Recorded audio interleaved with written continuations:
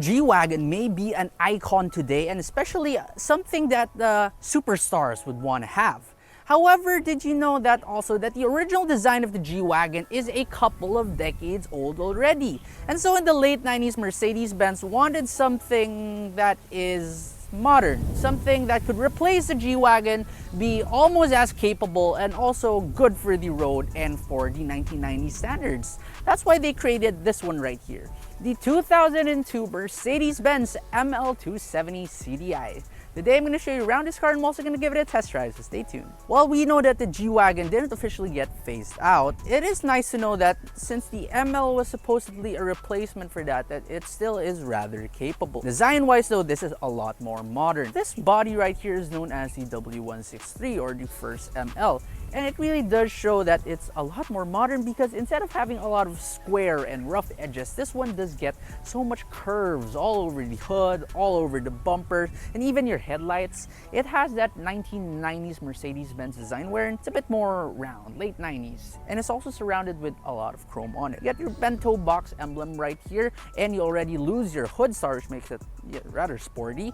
And then you get these round holes on the grille. Down below, you also get fog lights on this one. Now the ML from the side really is a lot less aggressive than the G Wagon. However, there are still some elements that it took from the G Wagon. For example, like here towards the back, your overhang is really quite short. You also have this quarter window, which also is rather small. But one interesting thing to note is that this one right here, the facelift model, doesn't get a huge gap between the bumper and the rear quarter panel. In the pre-facelift model, you can stick 2 fingers over there. The facelift model also gets these turn signal repeaters, which is relocated from the fender mounted ones. The entire profile of the car, it's very old style, so you don't really have those weird roof lines. Your windows are still pretty large, and you also get a roof rack up top to make sure that this car is more of function over form. Now today, a lot of cars would have 17-inch rims. Even subcompact sedans can probably have 17-inch rims. But back then, an SUV with 17-inch rims was a big thing. And this one right here is 265/65/17s. If you look at the rim design, it is quite similar to the SLK, the R170, but it just got a bit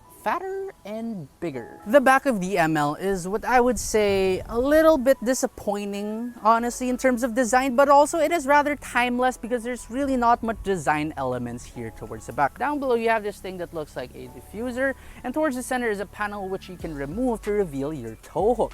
The spare tire is also under there, but you get your ML270 badge and your CDI badge, and once you do open up this tailgate, it's a decently sized loading area. See these metal things on the side? This car actually came with optional 7 seats, so you had an additional 2 seats at the back, but because the car is actually rather short, legroom isn't exactly the best for really tall adults. This is mostly just for kids, and headroom especially is not great.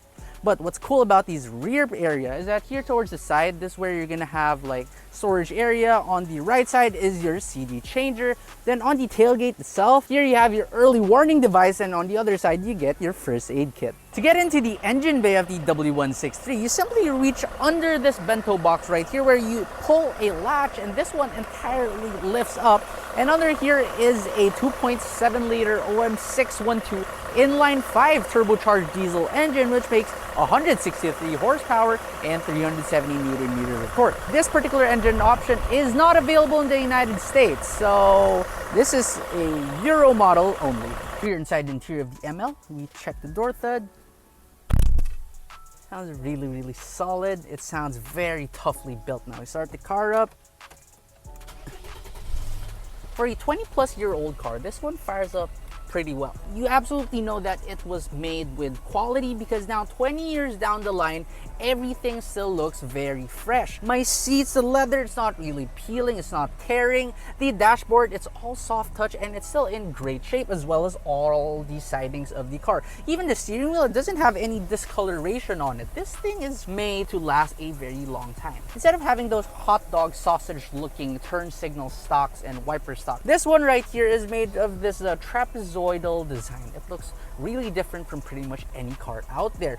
Even your hazard switch, it's also quite odd. It's right here just above the steering column. The speedometer is as basic as it can get. It's very 90s Mercedes, and you also have a tiny clock over there. Now this instrument cluster has been replaced, so this car does not have 192,000 kilometers on it. It has way less. To the center of everything, you have 3 air vents. First time I've seen 3 on any car on the center.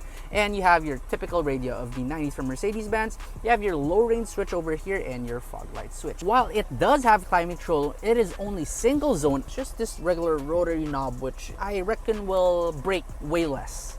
Pretty good for a car with this much electronic. Less is more with these. Down below that, you get number 3, it says, for the windows. What is that? It's really the rear quarter windows. You can just press these switches right here on either side and they will swing out just a little bit for you to be able to enjoy just a little bit more of air circulation in your car.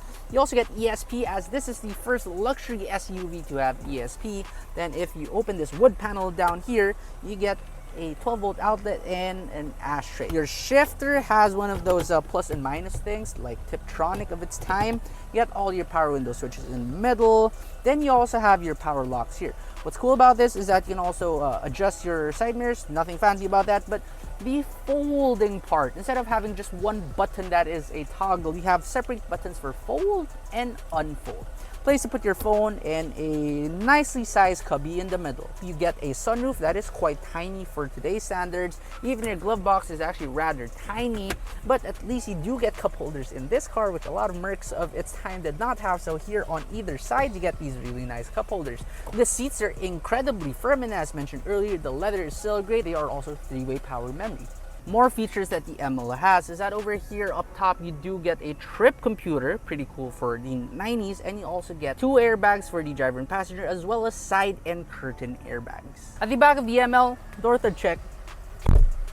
Sounds just as good as the front. Now here at the back, you might expect that the ML will not have that much space because of just how compact it looks from the outside, but since this is officially a mid-size car, space is pretty good back here. So legroom is great. Headroom is also really good because you don't have a sloping roofline. Then oddly, despite this car looking really small on the outside, you can actually seat 3 people abreast here rather comfortably. Next to a Toyota Land Cruiser, I think this is the car that I would want to be seated in 3 abreast for a very long journey. Well, you get your own air vents over the center. You can also adjust your airspeed back here, and you can also access your windows from the center, pretty similar to a Jeep Wrangler. You get 2 cup holders over here, as well as an ashtray and 12-volt outlet. You also get this really wide feeling armrest towards the center. I like it. So driving the 2002 Mercedes Benz ML270 CDI. This car was featured in a lot of movies back then, such as the Jurassic Park Lost World. In fact, this car was promoted through that film, and the main actor, the lead actor, actually got one of these for free. A lot of movies use this car as one of those henchman cars or those bodyguard cars, and for a good reason. It's only when I actually started driving this car that I understood just the solid feeling of this car. This car feels like it can be shot at from so many assault rifles and you will still feel very much secure. The feel, the sound it makes, even this diesel sound, although it is a 2.7 liter diesel, which doesn't really sound like much, especially from the 90s, this thing is just reassuring. It feels like it can go on forever. The only thing I don't like about it is that this particular test unit right here has a loose steering rack, and so there's just so much float, but the owner does reassure me that it is quite comparable to a W210 Class, which means that it should be really tight and precise. Going back to the engine, does it have power? Well, you have 163 horsepower, and this is a rather small car. It doesn't really weigh way too much, and it's rather brisk. It's not fast in any way, but it's enough to propel this thing without leaving you feeling wanting in power. Does it know which gear to pick at all times? Yes, it does, and if you really want to tell it to, you just manually shift down, and it is rather responsive for a 90s Tiptronic. It's still no PDK level, but you will feel adequate. Despite this being an older diesel, it is quite refined. There's not really that much sound entering the cabin. It doesn't really groan much. There is that slight whine that you would expect from a diesel, but it really isn't annoying. Vibration-wise, again, it was made in like the 1990s, and you would expect it to rumble so much and shake and just send shockwaves through your back, but it doesn't. Even through the steering wheel, even through the gear selector, it's really good. They really subdued the vibrations in the ML really well. Now I understand why this is one of those early popular luxury SUVs. It really is all about the refinement plus harshness. Even if you go on really bad roads, compare this to a car that is 20 years newer. This suspension, it's both tight, but at the same time, it's also very comfortable over bumps. 90s cars, I would always compliment them for having great visibility, but since this is one of those more mainstream cars to receive side curtain airbags, the pillars are quite wide, so visibility is a little bit hampered here towards the front. However, through the back, as long as you remove that center headrest at the second row, you're actually gonna have great visibility, and parking this car and maneuvering this isn't that hard. Overall, the ML270 CDI, or in general, the W163 body, is a car that you can pick up today, which bears the Mercedes Benz logo, which does bring in a little bit of prestige, and at the same time it gives you a sense of reassurance because older Mercedes Benz sedans aren't exactly the best to daily in the Philippines just because of how fragile they feel at times. But this one right here, it really simply feels robust. So if you're looking for your first old Mercedes and you want just a hint of practicality, having an SUV, having able to battle just a little bit of the floods of Manila, and also giving you a sense of reassurance and robustness, then the W163 Mercedes Benz ML Class is one of those cars that you should consider.